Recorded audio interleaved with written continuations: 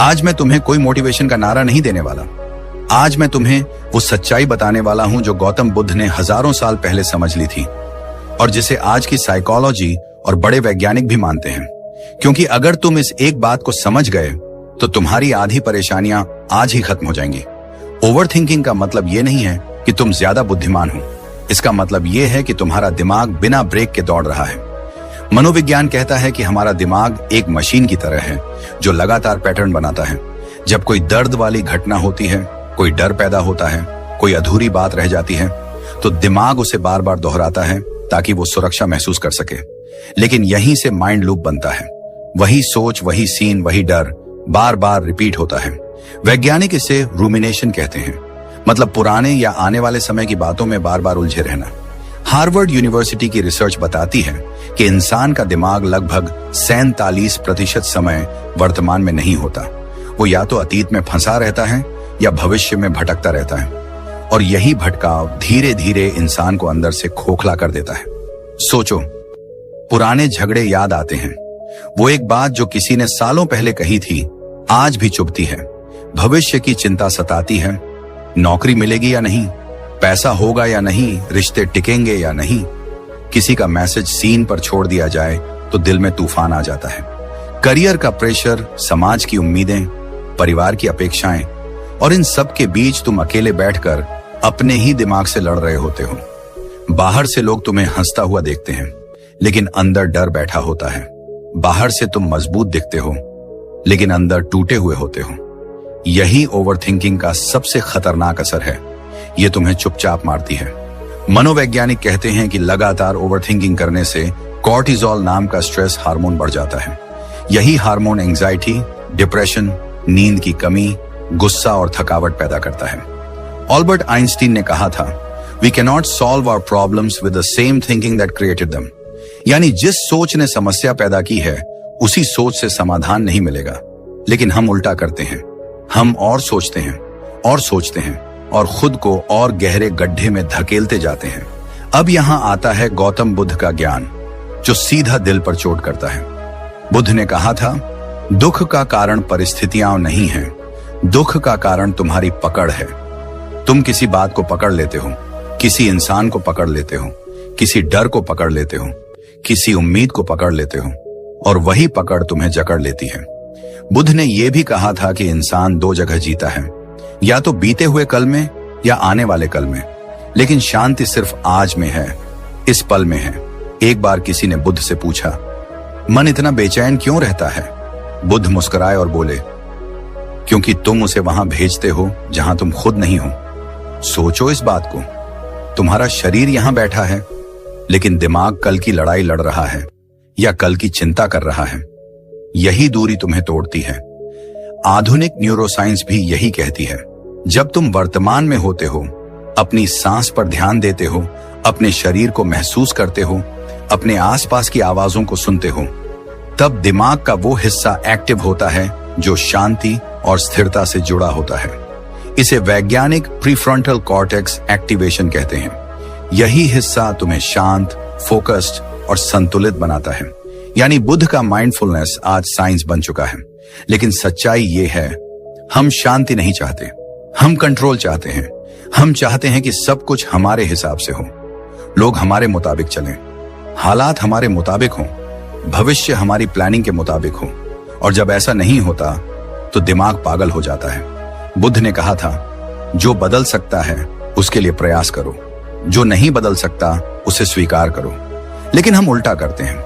हम उन चीजों पर रोते हैं जिन पर हमारा कोई कंट्रोल नहीं। ओवरथिंकिंग तुम्हें कमजोर इसलिए नहीं बनाती क्योंकि तुम सोचते हो, बल्कि इसलिए बनाती है क्योंकि तुम बेकार की लड़ाइयां लड़ते हो, अपने ही दिमाग के साथ, अपने ही डर के साथ, अपने ही बनाए हुए ख्यालों के साथ। अब एक पल रुककर खुद से पूछो, जिन बातों पर तुम रोज सोचते हो, क्या उनमें से 90% सच हुई है? नहीं, ज्यादातर डर कभी आते ही नहीं। दिमाग एक झूठी फिल्म बनाता है और तुम रोज उसी फिल्म को देख देख कर डरते रहते हो। बुद्ध ने कहा था, मन एक पागल बंदर की तरह है। अगर तुम उसे पकड़ना चाहोगे वो और उछलेगा, अगर तुम उसे देखने लगोगे वो खुद शांत हो जाएगा। यही सबसे बड़ी तकनीक है। सोच को रोकना नहीं है, सोच को देखना है। जैसे कोई नदी बह रही हो, तुम किनारे खड़े होकर उसे देखो, उसमें कूदो मत। जब नेगेटिव ख्याल आए बस इतना कहो, अच्छा ये भी एक ख्याल है। लड़ो मत, दबाओ मत, भागो मत, सिर्फ देखो। धीरे धीरे दिमाग को समझ आ जाता है कि उसे ड्रामा करने की जरूरत नहीं है। सुबह उठते ही फोन मत उठाओ, क्योंकि जैसे ही तुम दुनिया का शोर अपने दिमाग में डालते हो, ओवरथिंकिंग का बीज पड़ जाता है। सुबह 5 मिनट अपनी सांस पर ध्यान दो। रात को सोने से पहले अपने दिन को जज मत करो। बस ये कहो, जो हुआ हो गया, अब शरीर को आराम चाहिए। ये छोटी छोटी आदतें दिमाग को दोबारा ट्रेन करती हैं, और जब तुम ये करने लगते हो, तब एक दिन अचानक तुम्हें एहसास होता है, दिमाग शांत है, सांस गहरी है, दिल हल्का है। तुम बिना वजह मुस्कुरा रहे हो, नींद गहरी हो गई है, रिश्तों में चिपकापन कम हो गया है, तुम लोगों से उम्मीद कम और खुद से प्यार ज्यादा करने लगे हो। यही असली आजादी है। और यहीं से शुरू होता है असली मोड़। अब तक तुम समझ चुके हो कि ओवरथिंकिंग सिर्फ एक आदत नहीं है, ये एक मानसिक जाल है जिसमें इंसान खुद ही फंसता चला जाता है। लेकिन गौतम बुद्ध ने जिस गहराई से इस समस्या की जड़ पकड़ी थी, उसे समझ लोगे तो तुम्हें पहली बार एहसास होगा कि असली दुश्मन सोच नहीं है, असली दुश्मन है पकड़।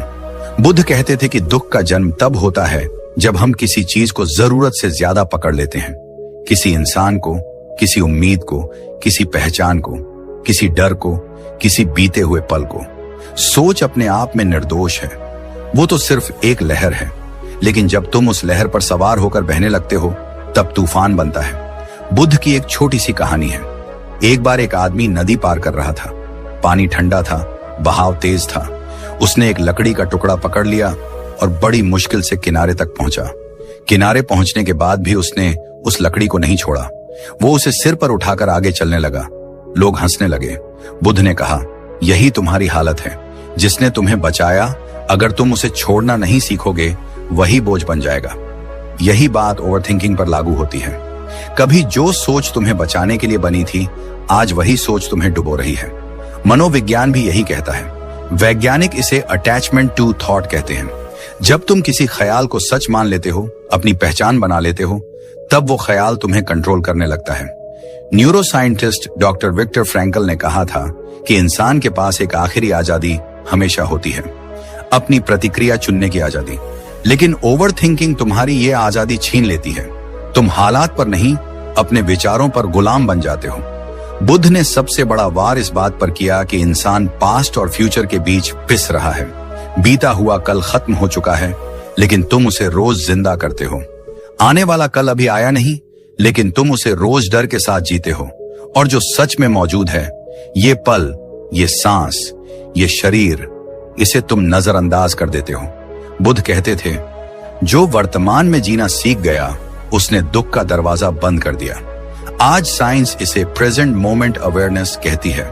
रिसर्च बताती है कि जब इंसान वर्तमान में होता है, तब दिमाग का डर पैदा करने वाला हिस्सा शांत हो जाता है और शांति से जुड़ा हिस्सा एक्टिव हो जाता है। यानी बुद्ध का ज्ञान हजारों साल बाद लैब में साबित हो चुका है। अब एक कड़वी सच्चाई सुनो, जिन डर से तुम रोज लड़ते हो, उनमें से 90% कभी सच नहीं होते। तुम्हारा दिमाग एक झूठी फिल्म बनाता है। उसमें तुम हारते हो, लोग तुम्हें छोड़ देते हैं, तुम फेल हो जाते हो, सब खत्म हो जाता है, और तुम रोज उस फिल्म को देखकर डरते रहते हो। बुद्ध ने कहा था, मन एक कुशल झूठा है। वो कहानी बनाता है, भविष्य की कल्पना करता है, बीते हुए दर्द को रंग देता है, और तुम उसे सच मान लेते हो। यहीं से समस्या पैदा होती है। समस्या बाहर नहीं है, समस्या अंदर है। तू हालात से नहीं हारता, तू अपने ही विचारों से हारता है। अब सवाल ये है, इससे बाहर कैसे निकला जाए? बुद्ध ने कभी जादू नहीं सिखाया, उन्होंने अभ्यास सिखाया। पहला अभ्यास है वर्तमान में लौटना। जब भी दिमाग भागे, सांस पर वापस आओ। सांस तुम्हारा लंगर है, वो हमेशा अभी में होती है। जब तुम गहरी सांस लेते हो और उसे महसूस करते हो, दिमाग धीरे धीरे शांत होने लगता है। साइंस कहती है कि धीमी सांस लेने से नर्वस सिस्टम शांत होता है और एंजाइटी कम होती है। बुद्ध इसे आनापान सती कहते थे, सांस की जागरूकता। दूसरा अभ्यास है देखना, लड़ना नहीं। तुम सोच को दुश्मन मत बनाओ। जब कोई नेगेटिव ख्याल आए, उसे हटाने की कोशिश मत करो, बस उसे देखो। जैसे आसमान में बादल आते हैं और चले जाते हैं। तुम आसमान बनो, बादल नहीं। बुद्ध कहते थे, जो तुम देख सकते हो वो तुम नहीं हो। जब तुम सोच को देखते हो तब तुम उससे अलग हो जाते हो। यही असली आजादी है। तीसरा अभ्यास है स्वीकार करना। बहुत सारी चीजें तुम्हारे कंट्रोल में नहीं है। लोग बदलेंगे, हालात बदलेंगे, जिंदगी अनिश्चित है। जितना तुम कंट्रोल करने की कोशिश करोगे उतना दुख बढ़ेगा। बुद्ध ने कहा था, जो बदल नहीं सकता उसे स्वीकार करो, यही शांति की शुरुआत है। मनोविज्ञान इसे रेडिकल एक्सेप्टेंस कहता है। जब तुम सच को स्वीकार कर लेते हो तब दिमाग लड़ना बंद कर देता है। चौथा अभ्यास है मौन। दिन में कम से कम 10 मिनट बिना मोबाइल, बिना शोर, बिना बात किए बैठो। सिर्फ सांस लो, सिर्फ महसूस करो। आज की दुनिया में सबसे खतरनाक चीज है शोर, बाहर का भी और अंदर का भी। मौन तुम्हें खुद से मिलाता है। बुद्ध ने वर्षों तक मौन का अभ्यास किया था क्योंकि वो जानते थे कि शांति शब्दों से नहीं, खामोशी से पैदा होती है। और पांचवां अभ्यास है थॉट डिटॉक्स। तुम जो देखते हो वही सोच बनता है। अगर दिन भर नेगेटिव खबरें, सोशल मीडिया ड्रामा, तुलना, गुस्सा, फेक लाइफ देखोगे तो दिमाग जहरीला ही बनेगा। बुद्ध ने कहा था, जैसा भोजन शरीर को बनाता है वैसा ही मानसिक भोजन मन को बनाता है। आज इसका मतलब है स्क्रीन का इस्तेमाल समझदारी से करो। जो चीज तुम्हें बेचैन करती है उसे दूरी बनाओ।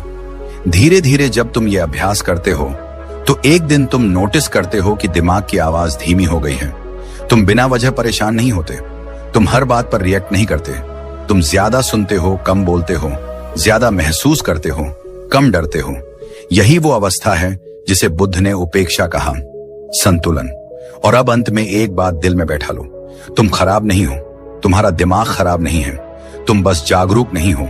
जैसे अंधेरे कमरे में रस्सी को सांप समझ लिया जाए, डर सांप से नहीं गलत देखने से पैदा होता है।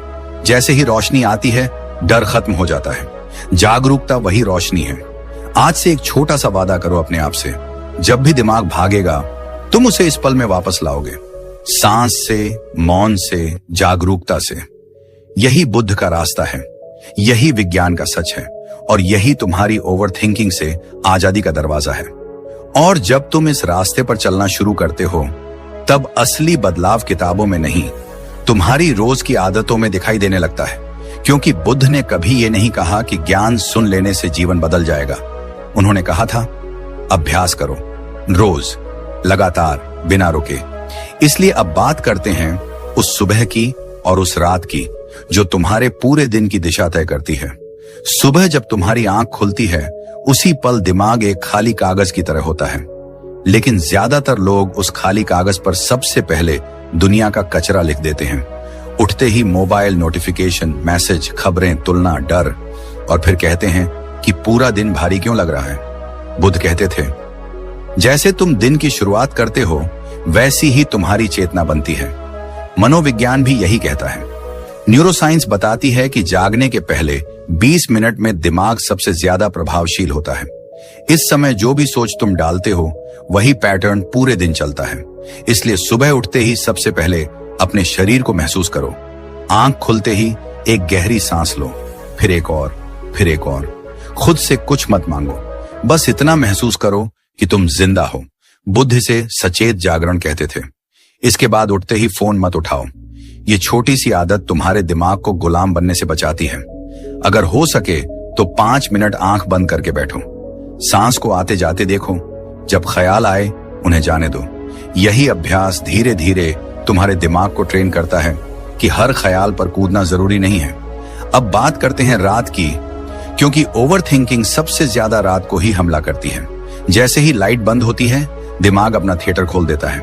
पुरानी बातें, अधूरी बातें, डर, पछतावा। बुद्ध कहते थे, सोने से पहले मन को हल्का करो, नहीं तो नींद शरीर की होगी, आत्मा की नहीं। मनोविज्ञान कहता है कि सोने से पहले की सोच नींद की क्वालिटी और अगले दिन के मूड को तय करती है। सोने से पहले खुद से लड़ना बंद करो। दिन भर में जो हुआ उसे बदल नहीं सकते। बस एक छोटा सा अभ्यास करो। बिस्तर पर लेटकर 3 चीजें याद करो जिनके लिए तुम आभारी हो। बहुत बड़ी नहीं, छोटी भी चलेगी। एक अच्छी सांस, किसी का मुस्कुरा देना, आज का खाना। ये अभ्यास दिमाग को कमी से निकालकर संतोष में लाता है। इसके बाद 2 मिनट आंख बंद करके सांस को महसूस करो। अगर ख्याल आए उन्हें जाने दो। बुद्ध कहते थे, रात को सोते समय जो छोड़ देता है वही सुबह हल्का उठता है। और एक बात बहुत जरूरी है, सोने से पहले फोन स्क्रीन से दूरी बनाओ। नीली रोशनी दिमाग को जागने का सिग्नल देती है। वैज्ञानिक इसे मेलाटोनिन सप्रेशन कहते हैं। यही वजह है कि फोन देखने के बाद नींद नहीं आती। बुद्ध के समय फोन नहीं थे, लेकिन उन्होंने ये जरूर कहा था कि सोने से पहले इंद्रियों को शांत करो। आज के जमाने में इसका मतलब है स्क्रीन कम, शांति ज्यादा। अब बात करते हैं उस तकनीक की जो ओवरथिंकिंग की जड़ पर वार करती है। इसे मैं कहूंगा सोच बदलने की कला। बुद्ध कहते थे, तुम्हारा मन ही तुम्हारा संसार बनाता है। मनोविज्ञान इसे कॉग्निटिव रीफ्रेमिंग कहता है। मतलब एक ही घटना को देखने का नजरिया बदल देना। जब भी तुम्हारे दिमाग में यह सवाल आए, मेरे साथ ही क्यों, तो उसी पल खुद से दूसरा सवाल पूछो, यह मुझे क्या सिखा रहा है। यह छोटा सा बदलाव तुम्हें पीड़ित से विद्यार्थी बना देता है। जब तुम कहते हो मेरे साथ बुरा हुआ, तुम कमजोर बनते हो। जब तुम कहते हो मुझे कुछ सीखने मिला, तुम मजबूत बनते हो। महान वैज्ञानिक कार्ल युंग ने कहा था, जब तक तुम अपने अचेतन को सचेत नहीं बनाओगे, वो तुम्हारी जिंदगी को चलाएगा और तुम उसे किस्मत कहोगे। बुद्ध भी यही कहते थे कि जागरूकता ही मुक्ति है। हर बार जब नेगेटिव सोच आए, उसे पकड़कर बदलने की कोशिश मत करो, बस उसका मतलब बदल दो। अगर दिमाग कहे मैं फेल हो गया, तो कहो मैं सीख रहा हूं। अगर कहे मैं कमजोर हूं, तो कहो मैं ट्रेनिंग में हूं। ये झूठ नहीं है, ये दिशा बदलना है। धीरे धीरे जब तुम ये अभ्यास करते हो, तब दिमाग का पैटर्न बदलता है। न्यूरोसाइंस इसे न्यूरोप्लास्टिसिटी कहती है। मतलब दिमाग नए रास्ते बनाता है। जैसे जंगल में बार बार चलने से रास्ता बन जाता है, वैसे ही बार बार सही सोच से नया मानसिक रास्ता बनता है। बुद्ध ने इसे हजारों साल पहले संस्कार परिवर्तन कहा था। आज साइंस उसे ब्रेन रिवायरिंग कहती है। नाम अलग है, सच एक है। और फिर एक दिन ऐसा आता है जब तुम अचानक महसूस करते हो कि अंदर का शोर कम हो गया है। वही दुनिया है, वही लोग हैं, वही समस्याएं हैं, लेकिन तुम बदल चुके हो। अब छोटी बातों पर दिल नहीं दुखता, हर बात पर गुस्सा नहीं आता, हर डर पर नींद नहीं उड़ती। तुम ज्यादा शांत हो, ज्यादा स्थिर हो। ओवर थिंकिंग खत्म होने का सबसे पहला तोहफा है शांति। वो शांति जो बाहर से नहीं आती, अंदर से पैदा होती है। दूसरी चीज है फोकस। जब दिमाग 1000 दिशाओं में नहीं भागता, तब तुम्हारी ऊर्जा एक जगह लगती है। काम बेहतर होता है, फैसले साफ होते हैं। तीसरी चीज है आत्मविश्वास, क्योंकि अब तुम अपने ही दिमाग से नहीं डरते। तुम्हें पता है कि ख्याल आते जाते रहते हैं, तुम उनसे बड़े हो। रिश्ते भी बदलते हैं। जब तुम ओवरथिंकिंग छोड़ते हो, तो तुम लोगों को कंट्रोल करना छोड़ते हो। तुम ज्यादा सुनते हो, कम शक करते हो, कम उम्मीदें थोपते हो। इससे रिश्तों में हल्कापन आता है, नींद गहरी हो जाती है, क्योंकि मन सोते समय भी लड़ाई नहीं करता। और सबसे खूबसूरत बदलाव होता है खुद से प्यार। जब तुम खुद को दोष देना बंद करते हो, जब तुम अपनी गलतियों को सीख समझने लगते हो, तब तुम पहली बार अपने ही दोस्त बनते हो। बुद्ध ने कहा था, जिसने खुद को जीत लिया, उसने पूरी दुनिया जीत ली। ओवर थिंकिंग से बाहर आना बाहरी जीत नहीं है, ये अंदर की क्रांति है। ये वो लड़ाई है जिसमें दुश्मन भी तुम हो और योद्धा भी तुम। और जब तुम जीतते हो, तो कोई शोर नहीं होता, कोई तालियां नहीं बजती, बस अंदर एक गहरी शांति उतर आती है। और अब आखिरी बात, जिसे सुनकर शायद तुम्हारी आंखें नम हो जाएं, लेकिन दिल मजबूत हो जाएगा। तुम गलत नहीं हो, तुम्हें जिंदगी ने धोखा नहीं दिया, तुम्हें बस सही दिशा नहीं मिली थी। आज अगर तुम ये सुन रहे हो, तो इसका मतलब है कि तुम जागने के लिए तैयार हो। बुद्ध कहते थे, हजारों लड़ाइयों से बड़ी लड़ाई है खुद से लड़ाई। आज से वो लड़ाई शुरू करो, लेकिन तलवार से नहीं, जागरूकता से। याद रखो, जब भी दिमाग भागेगा, तुम उसे इस पल में वापस लाओगे, सांस से, मौन से, समझ से। यही रास्ता है ओवरथिंकिंग से आजादी का, यही रास्ता है शांति का, यही रास्ता है असली जीवन का। और अब इस सफर के आखिरी मोड़ पर मैं तुम्हें कोई भारी शब्द नहीं देना चाहता। मैं तुम्हें एक सच्चाई देना चाहता हूं। वो सच्चाई जो गौतम बुद्ध ने हजारों साल पहले एक पेड़ के नीचे बैठकर खोजी थी। वो सच्चाई जिसे आज की मनोविज्ञान की किताबें, न्यूरोसाइंस की रिसर्च और महान वैज्ञानिकों के अनुभव धीरे धीरे स्वीकार कर रहे हैं। सुनो, तुम कमजोर नहीं हो, तुम टूटे हुए नहीं हो, तुम खराब दिमाग वाले इंसान नहीं हो, तुम बस सोए हुए हो। तुम्हारी चेतना सोई हुई है, तुम्हारी जागरूकता सोई हुई है, और ओवर थिंकिंग उसी नींद का नाम है। बुद्ध ने कहा था, अज्ञान ही सबसे बड़ा अंधकार है। अज्ञान मतलब ये नहीं कि तुम्हें पढ़ना लिखना नहीं आता। अज्ञान मतलब ये है कि तुम अपने ही मन को नहीं जानते। तुम उसके पीछे भागते रहते हो, लेकिन उसे देखते नहीं हो। तुम उसके कहे हुए हर झूठ को सच मान लेते हो। तुम उसके डर को अपना डर बना लेते हो और फिर खुद को कमजोर समझने लगते हो। लेकिन आज अगर तुम ये सुन रहे हो तो इसका मतलब है कि तुम्हारे अंदर कुछ जाग रहा है, एक छोटी सी चिंगारी। और याद रखो, आग बनने के लिए पूरी जंगल नहीं चाहिए, एक चिंगारी काफी होती है। मनोविज्ञान कहता है कि इंसान की पहचान स्थिर नहीं होती। तुम जो आज हो वो हमेशा नहीं रहेगा। तुम्हारा दिमाग बदल सकता है, तुम्हारी आदतें बदल सकती हैं, तुम्हारी सोच बदल सकती है। महान वैज्ञानिक विलियम जेम्स ने कहा था, मनुष्य की सबसे बड़ी खोज यह है कि वह अपनी मानसिक अवस्था बदलकर अपनी जिंदगी बदल सकता है। बुद्ध ने यही बात अलग शब्दों में कही थी, मन ही सब कुछ है। जैसा तुम सोचते हो वैसे बनते हो। फर्क सिर्फ भाषा का है, सच्चाई एक ही है। अब सवाल ये नहीं है कि तुम कितनी बड़ी छलांग मार सकते हो। असली सवाल ये है कि क्या तुम आज एक छोटा कदम उठा सकते हो? क्योंकि परिवर्तन शोर से नहीं आता, रोज की छोटी छोटी आदतों से आता है। आज अगर तुम सिर्फ एक गहरी सांस लेकर अपने दिमाग को शांत करना सीख लो, तो ये छोटा कदम कल तुम्हारी पूरी जिंदगी की दिशा बदल सकता है। आज अगर तुम फोन उठाने से पहले खुद को महसूस करना सीख लो, तो ये छोटा कदम तुम्हें गुलामी से आजादी की तरफ ले जा सकता है। बुद्ध ने कहा था, बूंद बूंद से ही घड़ा भरता है। कोई भी इंसान एक दिन में बुद्ध नहीं बनता, लेकिन जो हर दिन जागने की कोशिश करता है वही धीरे धीरे अंधेरे से बाहर आता है। और एक बात दिल में बैठा लो, तुम्हें परफेक्ट बनने की जरूरत नहीं है, तुम्हें बस ईमानदार बनने की जरूरत है। अपने दर्द के साथ ईमानदार, अपनी कमजोरियों के साथ ईमानदार, अपनी आदतों के साथ ईमानदार। जब तुम खुद से झूठ बोलना बंद कर देते हो, तभी असली बदलाव शुरू होता है। बुद्ध ने कहा था, सत्य का रास्ता कठिन नहीं है, बस अहंकार उसे कठिन बना देता है। जब तुम मान लेते हो कि हाँ, मुझे मदद चाहिए, मुझे बदलना है, उसी पल से तुम्हारी यात्रा शुरू हो जाती है। आज इस वीडियो के खत्म होने के बाद भी तुम्हारा दिमाग कोशिश करेगा कि सब कुछ भूल जाए। वो कहेगा, कल से करेंगे, अभी समय नहीं है। ये सब किताबों की बातें हैं, लेकिन ये वही पुराना दिमाग है जो तुम्हें वहीं रखना चाहता है जहां तुम हमेशा से रहे हो। अगर तुम सच में कुछ बदलना चाहते हो तो आज ही एक छोटा सा काम करो। अभी इसी पल एक गहरी सांस लो, आंख बंद करो और खुद से कहो, मैं जागने का फैसला करता हूं। ये कोई जादू नहीं है, ये एक घोषणा है, खुद के सामने खुद से किया हुआ वादा। बुद्ध कहते थे, तुम अपने उद्धारकर्ता खुद हो। कोई तुम्हें आकर बचाने नहीं वाला, कोई तुम्हारे दिमाग को आकर शांत नहीं करेगा। यह काम तुम्हें खुद करना है, लेकिन इसका मतलब ये नहीं कि तुम अकेले हो। इंसान अकेला तब होता है जब उसे लगता है कि उसका दर्द कोई नहीं समझता। अगर इस वीडियो ने तुम्हारे मन को छुआ हो तो इसे लाइक जरूर करें। ऐसे ही और गहरे विचारों और जीवन बदल देने वाले ज्ञान के लिए चैनल SM ज्ञान को सब्सक्राइब करें और बेल आइकन दबाना मत भूलना, ताकि जब भी नया वीडियो आए तो सबसे पहले तुम्हारे पास पहुंचे। फिर मिलेंगे अगले वीडियो में एक नए बोध, एक नई रोशनी के साथ। धन्यवाद।